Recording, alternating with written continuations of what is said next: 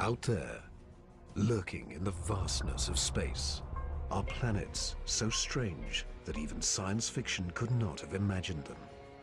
For the first time ever, scientists are discovering alien worlds beyond our solar system, places where ice is hot and rain is made of iron. They are uncharted, unearthly, and unpredictable.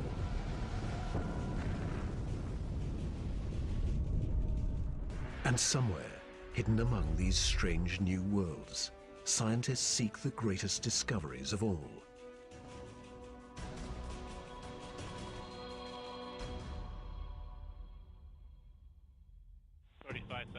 Hydraulics go. Storage tank press closed. Closed. Storage March tank the 6th, open. 2009. 22 seconds. Later, GN2 pressure go. Go.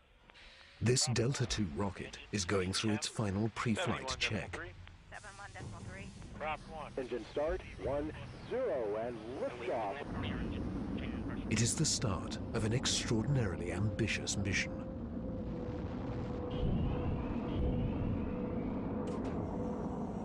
The Kepler Space Observatory is hunting for Earth-like planets within a region of 100,000 stars.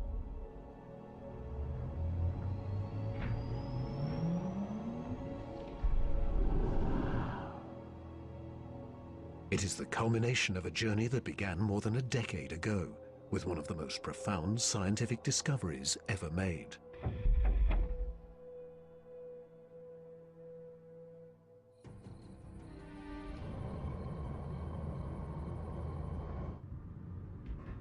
In 1995, Swiss astronomer Michel Mayor and his team make a routine observation of stars in the constellation Pegasus, located 50 light-years away.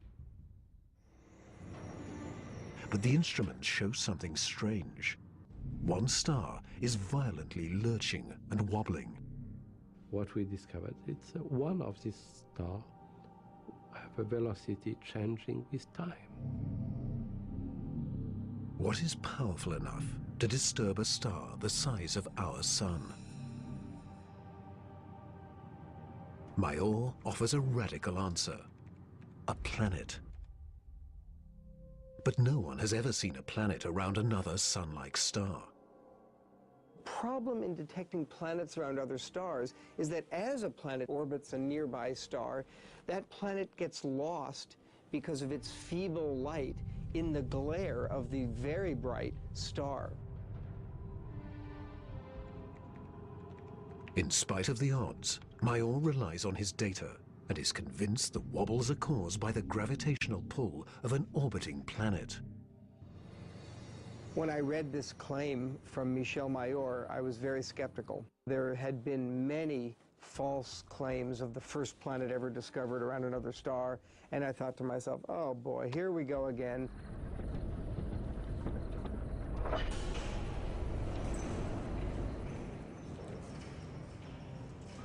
So I decided to observe the star on 4 consecutive nights. And stunningly, the star was shown to wobble exactly as Michel Mayor had said.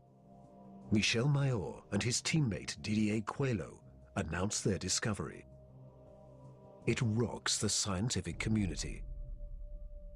They had found for the first time reproducible, confirmable evidence of the existence of a planet around a sun-like star.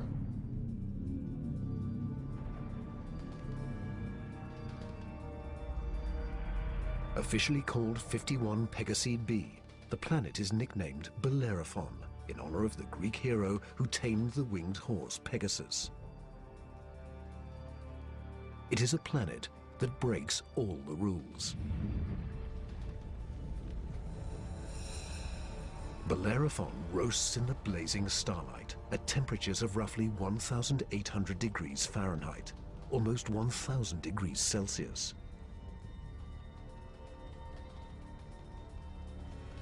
It is nearly 150 times more massive than Earth and is a gas giant like Jupiter. A gas giant is a planet made mostly of hydrogen and helium. Only the outer layers are gas, but inside, hydrogen and helium is compressed to huge, huge, huge pressures. It doesn't resemble a gas at all. Unlike anything found in our solar system, this is an entirely new class of planet, what scientists call a hot Jupiter. If you go to Hawaii and see the lava flow there, that's how hot a hot Jupiter is. It's very, very hot. The Earth is a comfortable 93 million miles, or 150 million kilometers away from the Sun. These hot Jupiters are roughly 100 times closer, and so the amount of sunlight that they get is 10,000 times larger. If this represents a star, and this a hot Jupiter is 3 to 4 stellar diameters away from the star. So that would be 1, 2, 3. This is how close a hot Jupiter would be to its star. Hot Jupiters are tidally locked. They present the same face to the star at all times, just like the moon does to Earth. It's going to be permanent daylight on one side and permanent nighttime on the back. If I were stuck on a hot Jupiter, I'd want to be on the back side and hope that some of the heat from the front side facing the star would make its way around the back.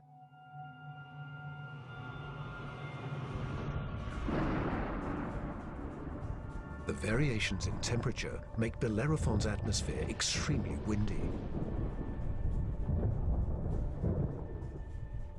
As the air is cooked by the star, it rises. Cooler air rushes downward to replace it, just as it does on Earth. The wind howls at thousands of kilometers per hour, far beyond anything we could ever withstand. The heat blast guarantees water vapor cannot exist, but that doesn't mean there is no rain.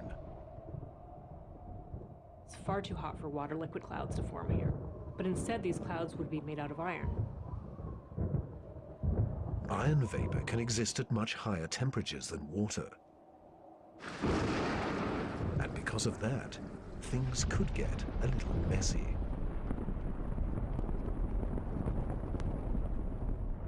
You better have an umbrella that's pretty sturdy, because the iron is going to start coating your umbrella very rapidly and making it extremely heavy and just crush that umbrella.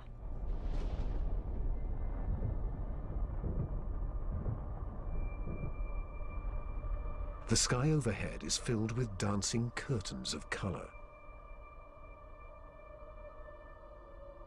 Charged particles from the nearby star make auroras far more extreme than the northern lights on Earth. There is something else unique about this newly discovered world. Bellerophon orbits its sun in a blistering 4.2 days. No self-respecting planet goes around a star in 4.2 days. None of the planets in our solar system take such a short amount of time. For scientists, the tiny orbit challenges long-held notions of how planets form. The fact that the planet was orbiting every 4 days was a total puzzle until one night in the middle of the night I woke up and said, well, this must be proof that planets migrate inwards. They don't stay put where they are. The key to the puzzle is found in how planets are made. Planets are a byproduct of star formation. When stars form, they have a disk of dust and debris around them, and out of that debris, planets form. Much of what we know comes from the Hubble Space Telescope, as it aims at regions like the Eagle Nebula.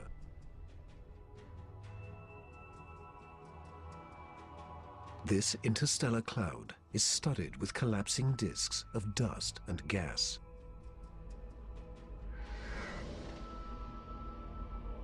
A giant clump grows in the center of each disk. Temperatures reach a searing 10 million degrees Celsius. The same nuclear fusion that powers our sun is unleashed.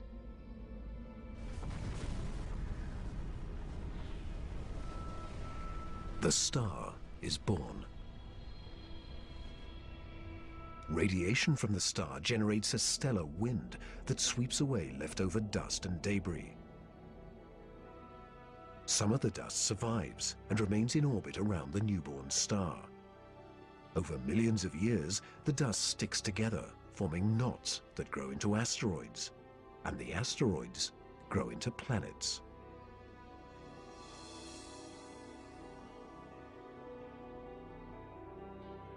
These planets migrate through the disk until they find a stable orbit.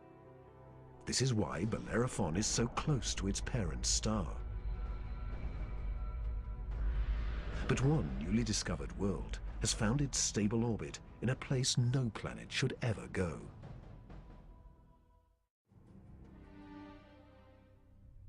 In 2001. The Hubble Space Telescope is directed to an obscure star some 150 light-years away from Earth, in the constellation of Pegasus. This is the same region where Bellerophon was found 6 years earlier.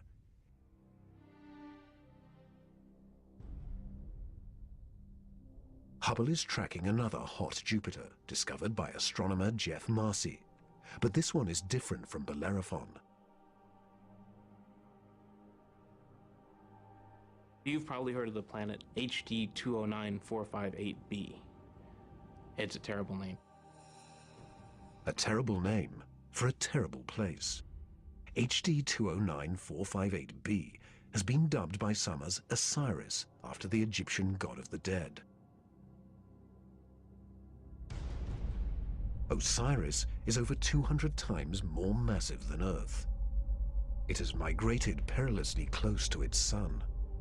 At a mere 4 million miles, or almost 6.5 million kilometers from the blazing solar surface, Osiris broils in a planetary hell. The average daily temperature on Osiris is over 1,000 degrees Celsius. Forget global warming. This is global frying, and it causes Osiris to lose an estimated 500,000 metric tons of air every second.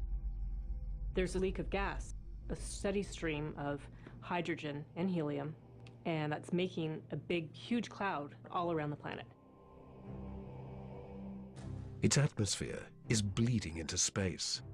Scientists speculate that a colossal trail of gas spirals behind the planet for thousands of kilometers.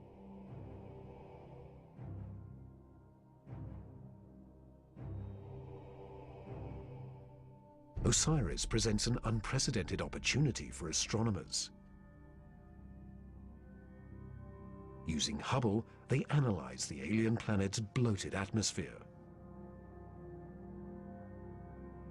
This is the absolutely first time where we could tell what is the composition of the atmosphere of an extrasolar planet.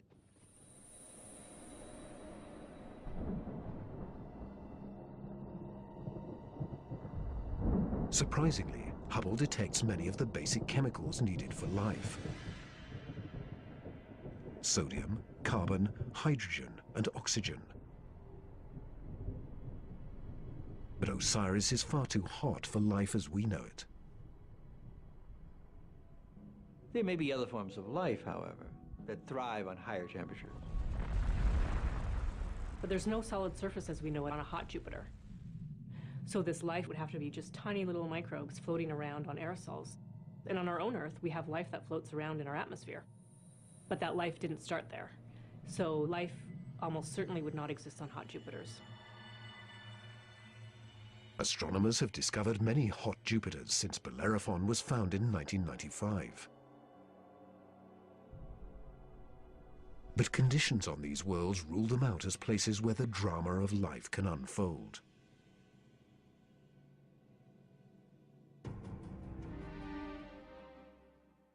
However, one of these gas giants is a planet that teases the rules of evolution.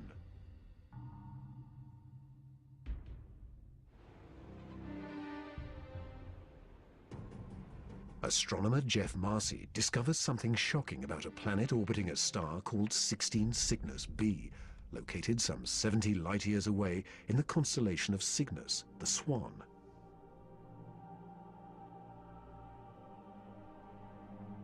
The planet was clearly in an elongated orbit, bringing the planet close to and then far from the host star. And this, of course, defied our expectations based on our own solar system, where all of the planets go around our sun in nearly circular orbits like phonograph grooves in a record. Like a giant yo-yo in space, the gas giant swings back and forth across its solar system. That's like the Earth swooping 25 million miles, more than 40 million kilometers closer to the Sun, then slinging past Mars, all the way out towards Jupiter every year.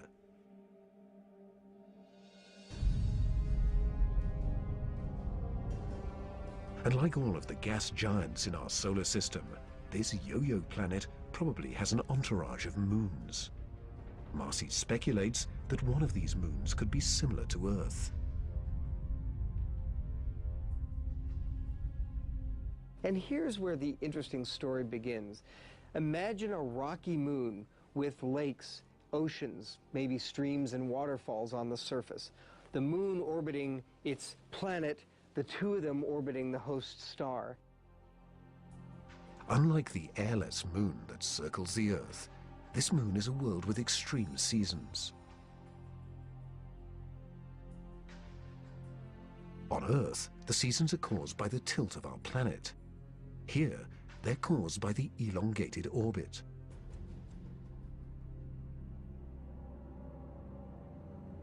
These poor planets that are in these elongated elliptical orbits suffer terrible changes in their climate throughout a year.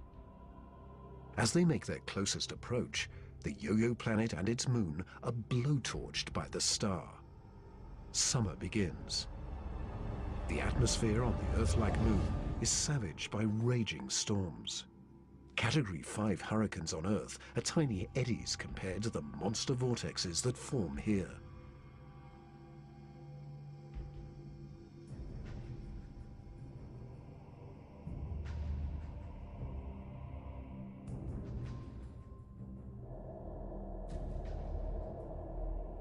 The clouds thicken as the water evaporates.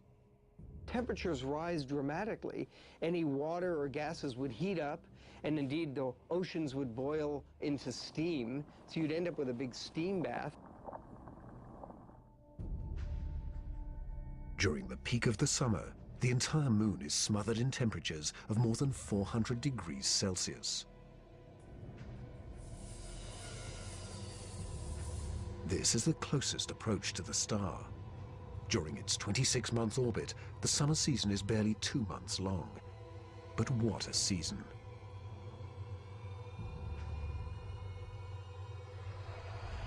The planet and its moon swing away from the furnace of the star. Temperatures fall to ranges we would find temperate and comfortable.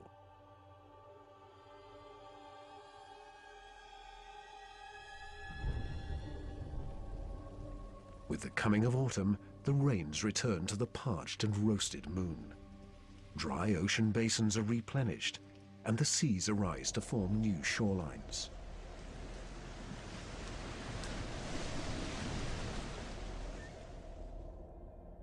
Tranquility prevails as the yo-yo planet and its moon slip into the deep freeze of winter. Now over 200 million miles, more than 320 million kilometers from the star, the daytime sky is dark. Temperatures hover around minus 160 degrees Celsius. The oceans freeze, and the polar ice caps expand across the moon's surface into a globe-girdling sheet of ice many kilometers thick. Winters are long, lasting 17 months.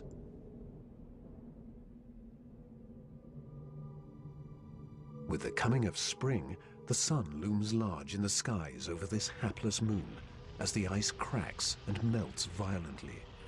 Huge icebergs carve into a stormy and fast-rising ocean.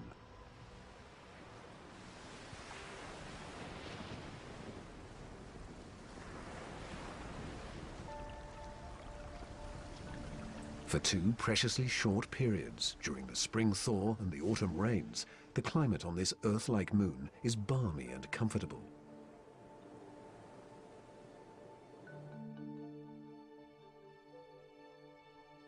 At a distance of 93 million miles, or 150 million kilometers from the star, roughly the same distance as Earth from the Sun, the elliptical orbit of this planet and its moon crosses an area around the star some scientists call the Goldilocks zone. The conditions here are just right for life. If you're too close to the star, then it's too hot. If you're too far away, then it's going to be too cold and everything's going to be icy. But then if you're right in the middle, it's just right. Every star has a Goldilocks zone. Where that zone is depends on the size and temperature of the star. In our solar system, Venus marks the inner boundary and Mars the outer boundary. Earth and its abundance of life is right in the middle.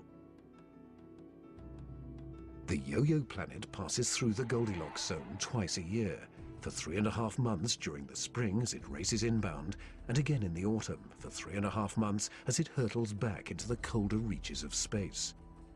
Could life survive the conditions outside the Goldilocks zone?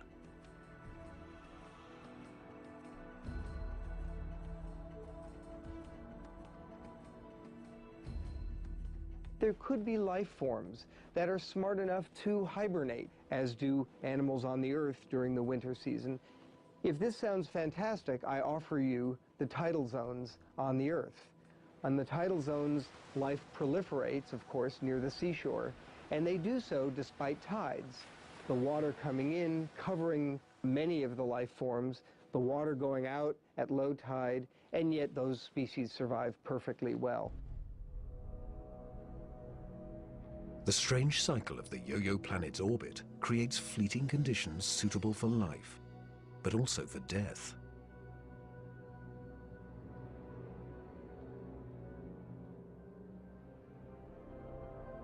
Some alien planets are even more bizarre. Imagine a world that has no star to orbit. Scientists speculate that our galaxy is teeming with rogue planets, adrift in the murky lanes of interstellar space. These are orphaned worlds, planets that are booted from their solar systems by the chaos of planetary migration. Astronomers call such worlds planemos. Planemos are planets without a star. They're just drifting through the galaxy indefinitely. What massive force would it take to kick a planet out of the solar system? When a young star forms with a contingent of planets around it, many of those planets gravitationally interact with each other. They yank on each other, slingshot each other, so that one of them is ejected from the planetary system, voted off the island, if you will.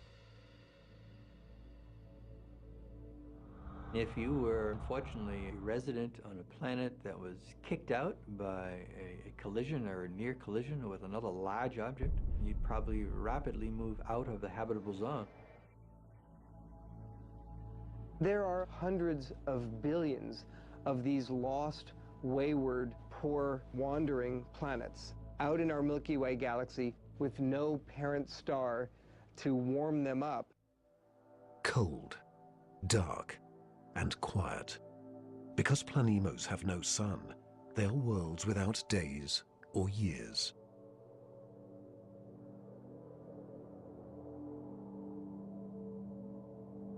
They keep vigil through an eternal night. Planemos are solitary wanderers, sentinels of the galaxy.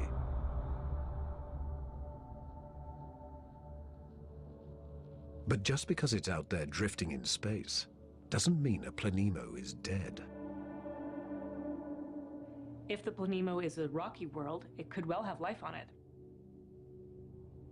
A small rocky planemo without an atmosphere will slumber in extreme cold, far colder than the coldest winter's day at our own South Pole.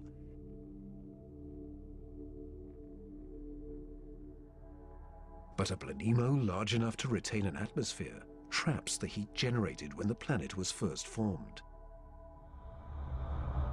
It is the ultimate greenhouse effect. The heat and energy comes from the molten core deep inside the lonely planet.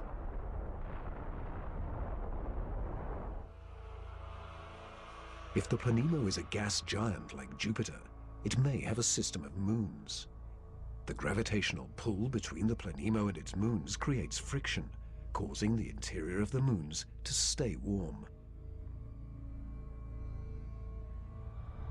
These moons could also have life on them, in the same way that Jupiter's moon Io has volcanoes and has a lot of heat energy being generated by interactions with Jupiter and the other moons. If anything lives here, it will be single-cell organisms, like common bacteria found on Earth, not complex life forms. Without a sun to provide photosynthesis, these tiny organisms derive their energy from the chemistry in the soil of the Planemo or its moon.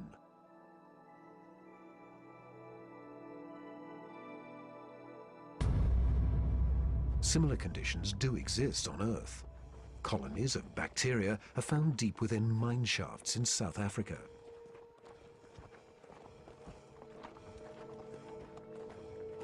They have no access to oxygen or light and survive entirely on the chemicals they make from the surrounding dirt.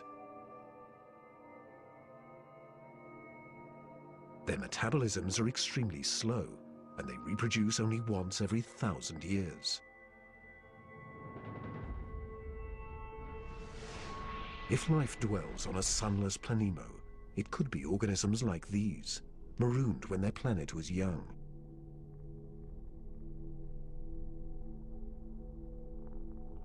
While Planemos slumber undisturbed, one world has been racked by chaotic changes since the dawn of time.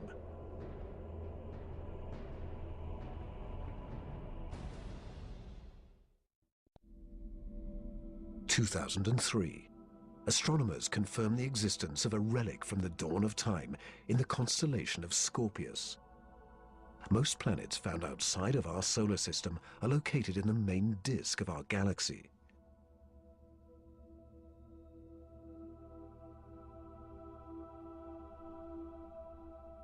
But this world is perched high above the plane of the Milky Way in a cluster of nearly 10,000 primordial stars.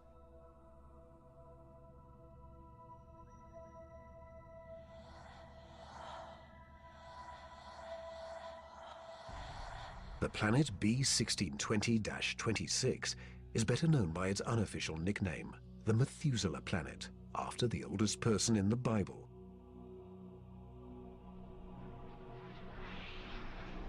The reason this has been known as the Methuselah planet is because that cluster is about 12 billion years old or so. Earth is a planetary teenager compared to old Methuselah.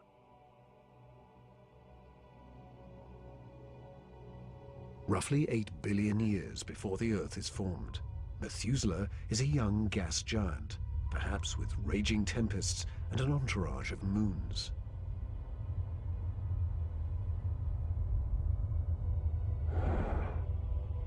Eons pass, and the winds and the storms abate, leaving behind a peaceful world.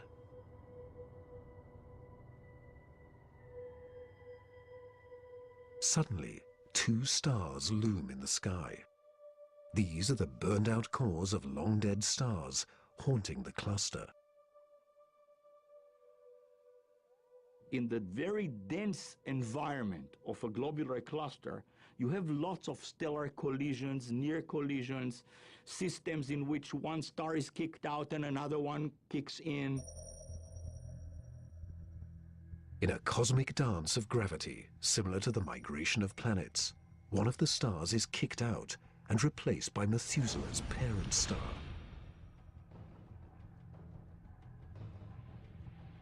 Methuselah is now a planet with two suns. Every day has two dawns and two sunsets. Every cloud and every object casts two shadows.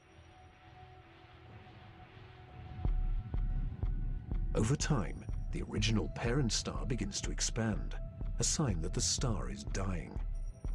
It swells until it becomes a giant red star and spills onto the neutron star. The neutron star devours the red giant.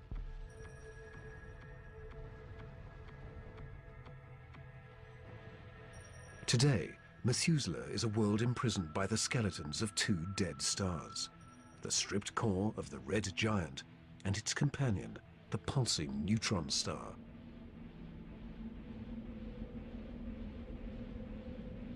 Methuselah is a survivor. But nothing compares to the weird anomaly of a pulsar some 980 light-years from Earth in the constellation of Virgo.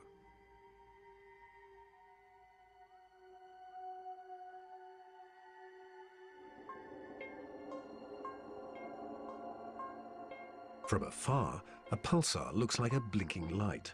But up close, pulsars machine gun their surroundings with deadly radiation. They are no place for planets. Yet something interferes with the precision of this pulsar. One explanation is that the anomaly is caused by a planet.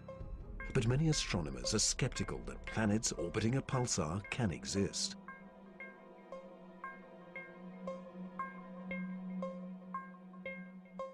The reason that's a problem is because pulsars are formed in these incredible explosions. When a red giant star explodes, a titanic fireball known as a supernova unleashes as much energy in 1 minute as our sun generates in a lifetime. When a star goes supernova, the shockwave is so immense it's hard to imagine any planet surviving that. When the cosmic dust clears, all that remains is the crushed core of the red giant, pulsing in the heart of an expanding debris field.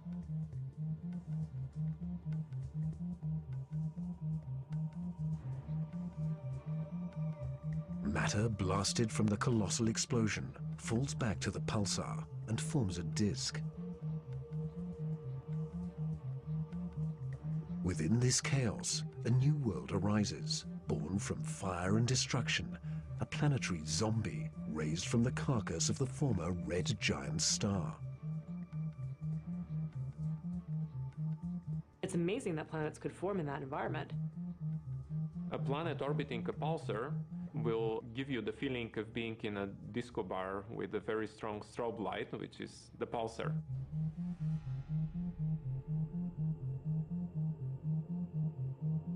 Radiation from this stellar beast breaks down the organic molecules needed for life.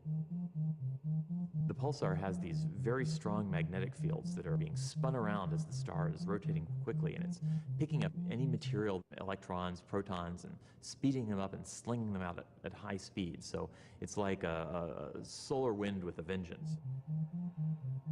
I can't imagine that there would be much of an opportunity for even simple life, microbial life, to emerge and to flourish on a planet around a pulsar. Largely because if you were in the pulse, you'd be severely energized, and if you were not in the pulse, you would be completely devoid of energy. The discovery of pulsar planets shows how new worlds can form in the wake of a star's destruction. No matter where a planet arises, the process of its birth is fraught with danger.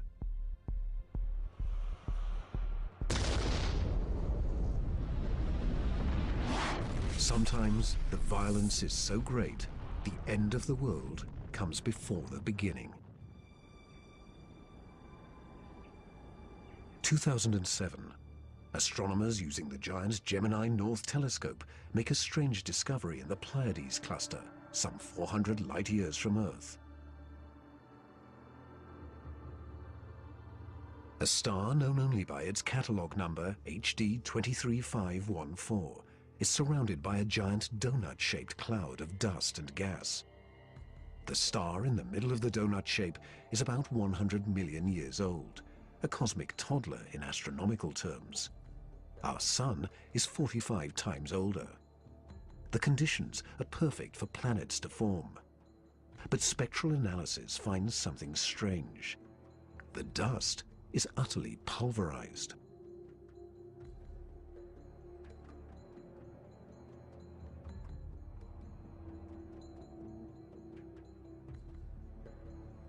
Typically, a newborn star is surrounded by fledgling planets. Planets form around the young star in a protoplanetary disk of gas and dust. And then these planets go on their merry way orbiting the star, not realizing that they're in an orbit that's too close to another planet. Billions of years ago, two primordial planets orbiting HD 23514 are spinning towards doom. As the two worlds close in, tidal forces torque each planet from spherical to egg-shaped.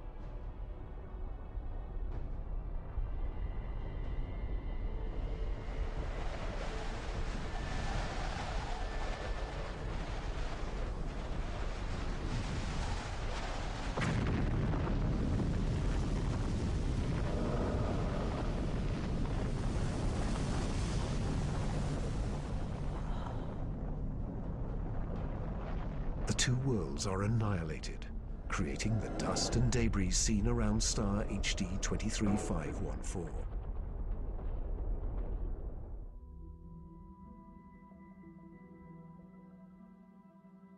There is a new planet out there, a planet we were not aware of existing before. It is not just one planet, it is a new type of planet, Earth on steroids. I like to call them super-Earths. They're just like the Earth, except bigger, up to about 10 times the mass of the Earth.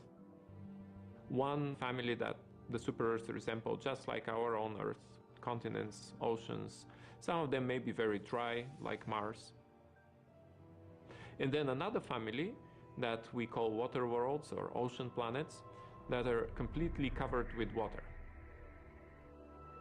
Welcome to Gliese 581c.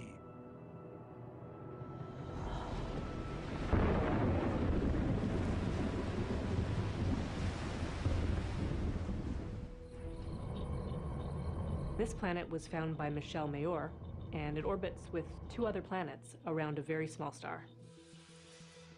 It is only 20 light years away in the constellation of Libra and is one of the smallest terrestrial planets found beyond our solar system. But that doesn't mean Gliese 581c is small. It's still a super-Earth with 5 times the mass of our home planet. And it is the possibility of finding liquid water that gets scientists excited.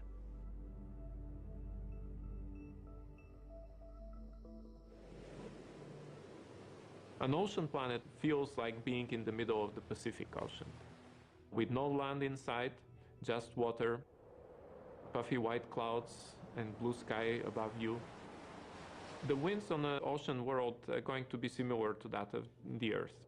So it will be a very good place to sail.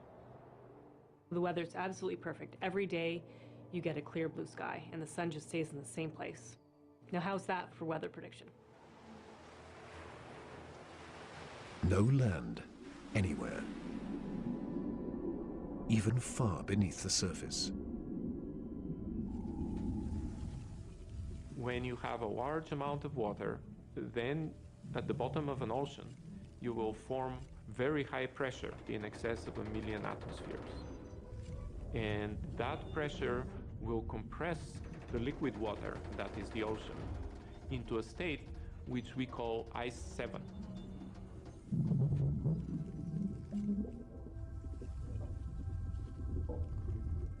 No, it's not like ice in your refrigerator. The molecules of water that are in the ice in your refrigerator are kind of all jumbled up. But if you form ice under very high pressure, then the water molecules can become ordered, they can become aligned.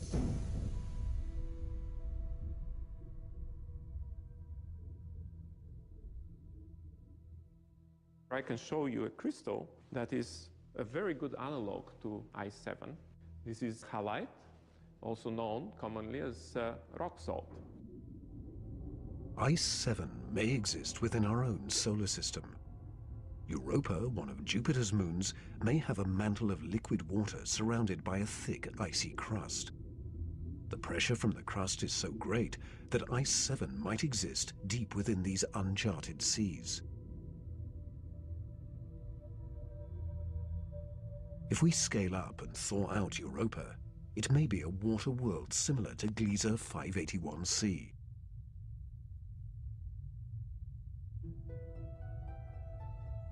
One could imagine that life could emerge on a water world. After all, water is essential to life on Earth. Everywhere on Earth where there is water, there is life. You cannot find a sterile drop of water on Earth unless you put it in the microwave yourself. On this water world, there could be bacteria or any kind of life in the ocean itself.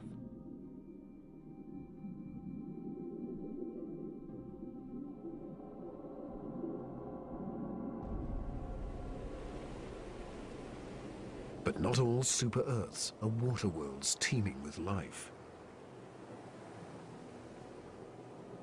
When we talk about super-Earths, we talked about two major families of mostly rocky with some water and mostly water with an endless ocean.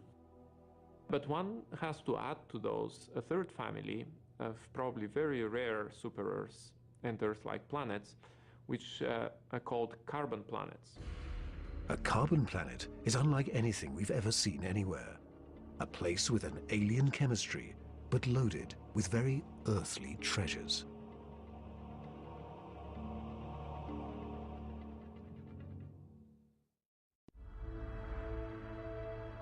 Throughout our galaxy, there are planets which are barren and poor and inhospitable. But science is on the trail of a new type of planet, an entire world of treasure. In our own solar system, in our sun and in all the stars nearby, there's always more oxygen than carbon. But if we think of a place in the universe where there's more carbon than oxygen, then planet formation is very different. Spectral analysis shows carbon to be far more plentiful 26,000 light-years away, near the center of our galaxy. Planets that form here may contain a rich abundance of carbon.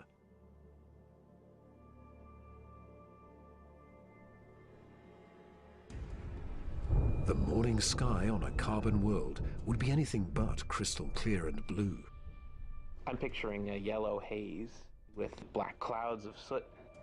And as you descended farther down in the atmosphere, I could imagine lakes that were made out of compounds like methane or gasoline. I'm picturing these bubbling, foul-smelling pits of black ooze, like an oil well. With little or no water in the atmosphere, the air is made of carbon compounds.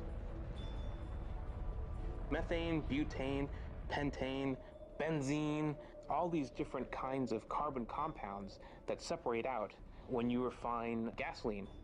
One day it might be raining benzene. The next day it might be raining butane. As alien as carbon planets might seem, the air quality could be familiar to some. The air in a very benzene-rich planet will resemble that of LA. A lot of smog particles that unfortunately we are quite used to from the exhaust of cars. Despite the pollution, carbon planets could come with a sparkling upside. You might see diamond because the planet may have substantial quantities of pure carbon that it's formed out of. And pure carbon, when you compress it, tends to form into diamond. The secrets of exotic planets like these are waiting to be discovered all